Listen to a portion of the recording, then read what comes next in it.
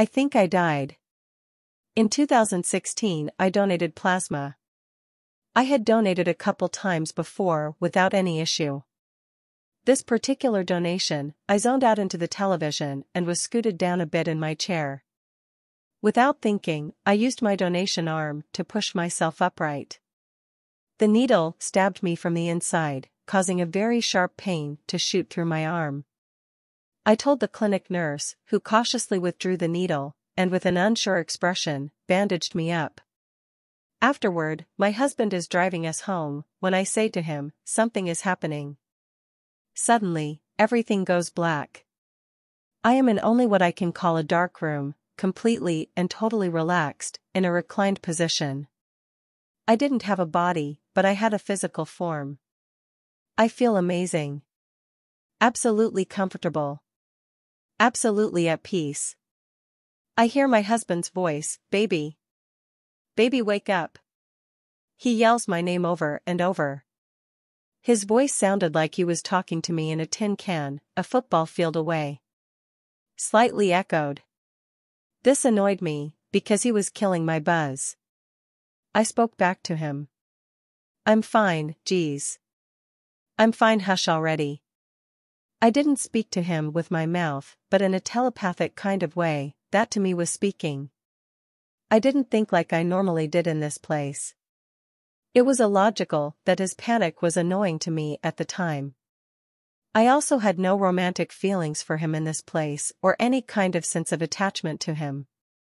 I knew exactly who he was yet felt no responsibility for him or his concern. I didn't think about our daughter.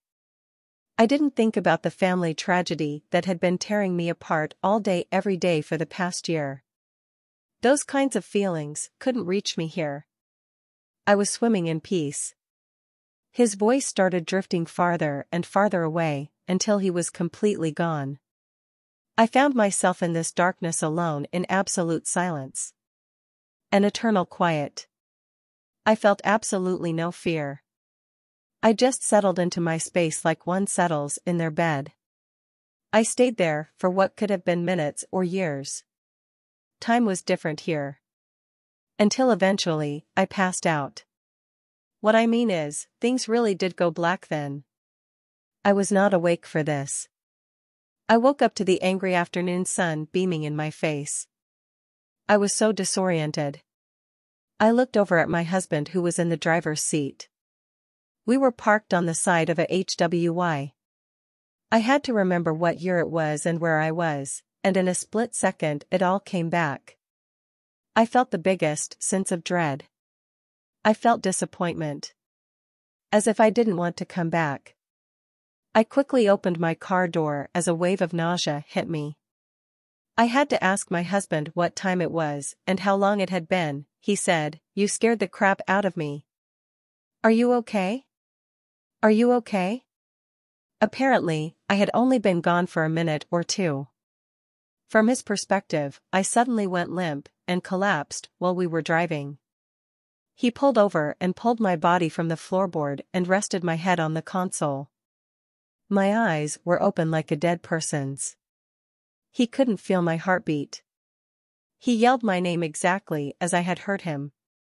He slapped me across my face when I wouldn't respond. He grabbed his phone to call 911 and I woke up and puked.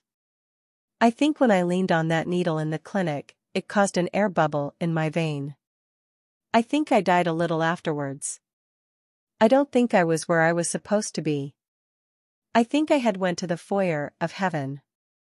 An entrance that cleanses us before we continue further into death. I was unhappy to return, so I wonder if I had a conversation with someone while I was there and am not allowed to remember it. My husband never allowed me to donate again.